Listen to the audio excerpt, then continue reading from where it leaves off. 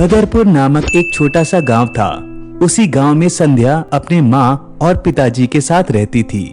संध्या काफी भोली और सुलझी हुई लड़की थी। गांव में रहने की वजह से संध्या ने केवल 11वीं तक ही पढ़ाई की थी। कुछ ही समय पहले संध्या के लिए शहर से एक पढ़े लिखे लड़के का रिश्ता आया था। लड़के का नाम दिनेश था। लड़का अच्छा खासा कमाता था और शहर में उसका अपना घर भी था। इसी वजह से संध्या के माता पिता ने संध्या की शादी दिनेश से करवा दी। संध्या को शहर के माहौल में ढलने में थोड़ा समय लग रहा था और इसी बात को लेकर संध्या की सास उसे किसी न किसी वजह से ताने मारती रहती थी। एक दिन की बात है। माँ जी, एक बात पूछनी थी। क्या है? माँ जी, वो पिताजी का इन पर फोन आया था। मेरी दादी आई हुई है। वो मेरी शादी में नहीं आ सकी थी, इसलिए मुझसे मिलना चाहती है। तो मैं 2 दिन के लिए अपने गांव जा सकती हूँ? लो जी, घर का काम करने को बोलूं तो हाथ पैर चलते नहीं, और मायके जाने की बात आई तो कैसे फटाफट मुंह चलता है। कहीं जाने की जरूरत नहीं है। तुम चली गई तो मेरा बेटा और हम सब क्या खाएंगे? घर का ध्यान कौन रखेगा? संध्या उदास हो गई, लेकिन तभी वहाँ दिनेश आता है। अरे संध्या, तुमने अभी तक अपना सामान नहीं बांधा? दादी से मिलने गांव नहीं जाना क्या? दिनेश के सामने संध्या की सास ने तुरंत अपनी बात पलट दी। हाँ बेटा, मैं भी बहू से यही कह रही थी कि 2 दिन मायके हो आओ। सारा दिन तो बेचारी हमारी सेवा में लगी रहती है। दिनेश की वजह से संध्या को अपने गांव जाने को मिल जाता है। संध्या अपने गांव पहुंच गई और अपनी दादी को देखकर बहुत खुश हो गई। दादी ने भी अपनी पोती को गले लगा लिया। मेरी छोटी सी गुड़िया की शादी हो गई, यकीन नहीं हो रहा है।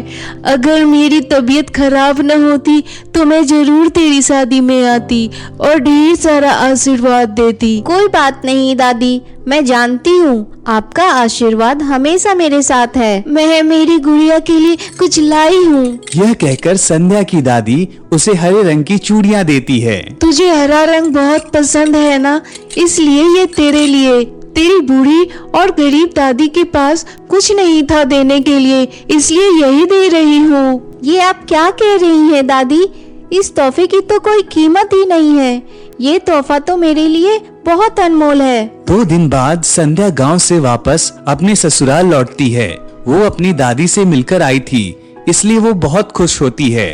तभी आ गई महारानी जी, क्या लेकर आई है अपने मायके से? वो माँ जी, दादी ने मुझे ये चूड़ियाँ तोहफे में दी है। छी, ऐसी चूड़ियाँ को तो मैं हाथ ना लगाऊं, और तूने पहन भी ली। कितने कंजूस है तेरे मायके वाले। संध्या का मुंह पीला पड़ गया और वो दुखी हो गई। अब खड़ी खड़ी मेरा मुंह क्या देख रही है? जा जाकर चाय नाश्ता बना। माँ जी, मैं अभी अभी आई हूँ, थोड़ा थक गई हूँ, थोड़ी देर में बनाती हूँ। लो, मायके से आई नहीं और नखरे शुरू हो गए। मैं तुम्हारे बहाने सब अच्छे से जानती हूँ। जा जाकर चाय बना। संध्या थकी हारी रसोई में जाती है। वह इतना थकी होती है कि उसके मुंह से निकल जाता है। मैंने आज तक कोई काम में कामचोरी नहीं की, पर आज सच में बहुत थक गई हूँ। मुझसे अभी चाय नाश्ता नहीं बन पाएगा। संध्या की इतना बोलते ही गर्मा गर्म चाय नाश्ता सामने आ जाता है। यह देखकर संध्या की आंखें खुली की खुली रह जाती है। अरे, ये क्या हुआ? ये चाय नाश्ता कहाँ से आ गया? मुझे तो यकीन ही नहीं हो रहा है। संध्या गर्मा गर्म चाय नाश्ता लेकर अपनी सास को देती है, लेकिन संध्या की सास बिना देखे ही गर्म चाय का एक घूंट पी लेती है। अरे जल गई रे, जल गई। ये क्या किया तूने? ये सब तेरी वजह से हुआ है। जानबूझकर किया ना तूने? सब जानती हूँ मैं। नहीं नहीं माँ जी, मैंने जानबूझ के नहीं किया, सच में। माँ जी की जलन कम कर दो, उन्हें बहुत दर्द हो रहा है। संध्या की इतना बोलते ही संध्या की सास की जलन चली गई। संध्या और उसकी सास दोनों को आश्चर्य हुआ कि आखिर जलन इतनी जल्दी कैसे चली गई। लेकिन सास ने कुछ बोला नहीं और चाय नाश्ता लेकर अपने कमरे में चली गई। संध्या को शक हो रहा था, जब से दादी ने मुझे ये चूड़ियाँ दी है तब से ये सब चीज हो रही है। कहीं इन चूड़ियों में कोई जादू तो नहीं? जब से दादी ने मुझे ये चूड़ियाँ दी है तब से ये सब चीजें हो रही है।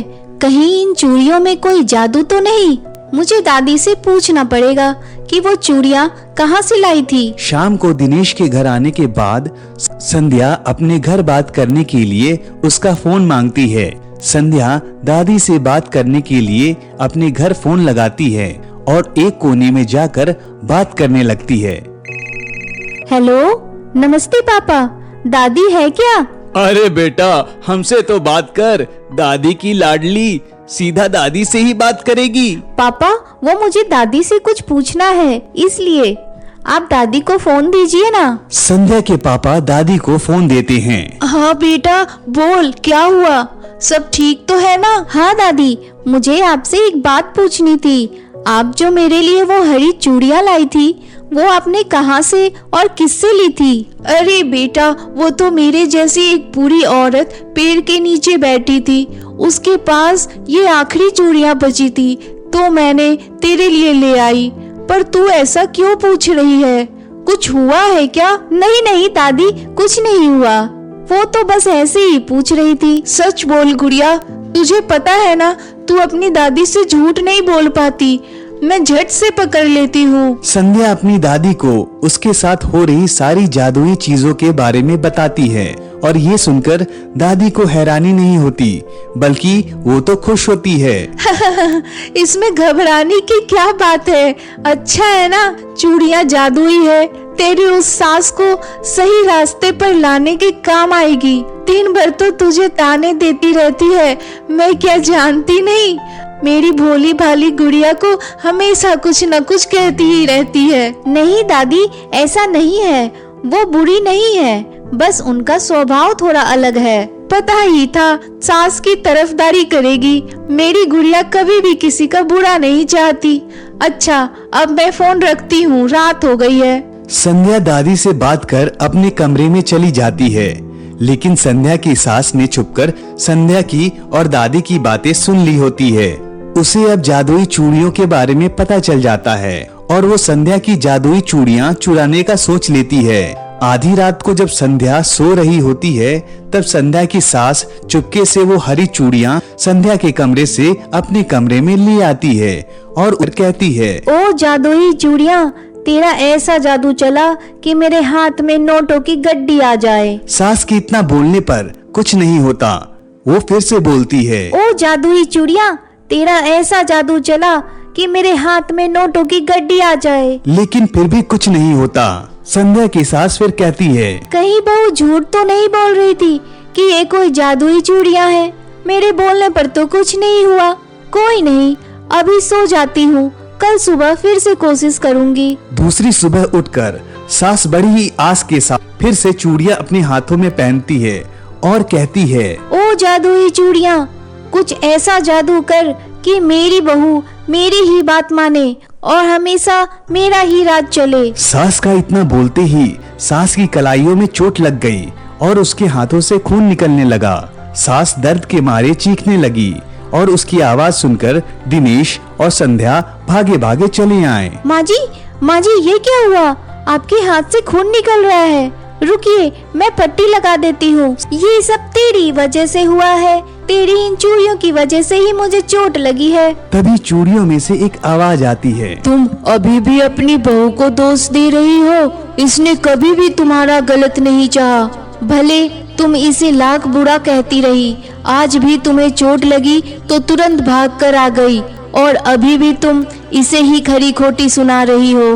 तुम्हें सजा देने के लिए ही मैंने ये सब तुम्हारे साथ किया। चूड़ियों को बात करते देखकर सभी लोग दंग रह गए, लेकिन संध्या की सास को अपनी गलती का एहसास हो गया और उसने संध्या से तहे दिल से माफी मांग ली और संध्या ने उन्हें खुशी खुशी माफ कर दिया। इस कहानी से हमें ये सीख मिलती है कि अगर आपके साथ कोई अच्छा व्यवहार करता है, फिर भी आप उसके साथ बुरा व्यवहार करते हैं, तो आपको उसकी सजा ऊपर वाला जरूर देता है। इसलिए हमें हमेशा दूसरों के लिए अच्छा ही सोचना चाहिए।